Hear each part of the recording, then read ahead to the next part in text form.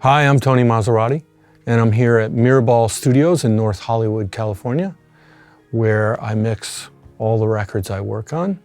I was inspired to get into the music business because I was a player. I played live, I wrote songs, and I was in a band from the age of 16. I went to Berklee School of Music and learned more about the music business than I thought I would need to know, and eventually realized that I was more interested in the technical aspects of making music. And that's why I got into engineering. When I began to understand that there were people behind the scenes in the recording process making that sonic experience for the listener, I was fascinated and I was hooked.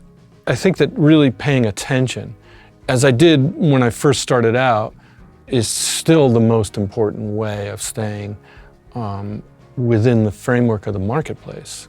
Obviously, the marketplace has changed a significant amount from when I first started to where it is now.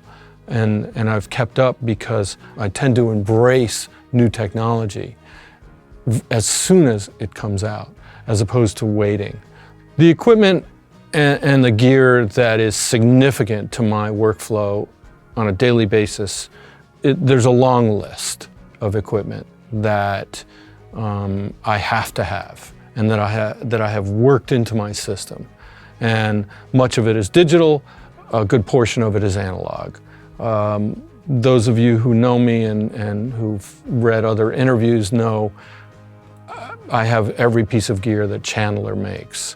Their system is involved in both my bus with the EMI mixer that they created and the curve bender, but I also have their RS-124 and their TG series.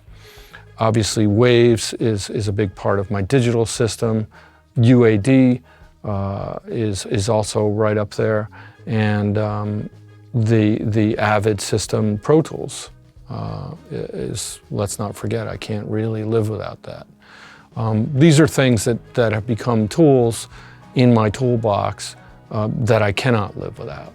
The TC 6000 reverb is something that, when it came out, everyone was very excited about because of its clarity and its ease of use and its option to what at the time was a field dominated by Lexicon. And as a mixer who is working in a very competitive marketplace, having options is a really important thing.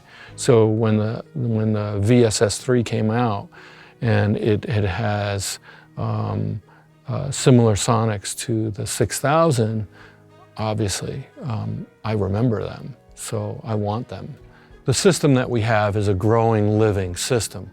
And in fact, every member of our team, both, we should say, graduated and still on a daily basis, helps us all communicate with manufacturers, with software developers, and with clients. So our team is a very close-knit team.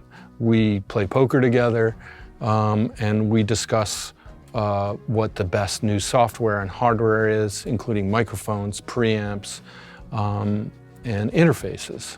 But my team does everything. They are an incredible bunch of guys. So I'm very lucky, and they do a lot of work for me. It's hard to say what is the most rewarding mix that I've ever done. It's extremely rewarding to hear your work in the world and go to a show and listen to the response from the audience when those songs are performed. That doesn't get better than that. That's what it's all about. The audience response is what it's all about. And certainly as an audience member, for me to be excited when I hear it is fantastic.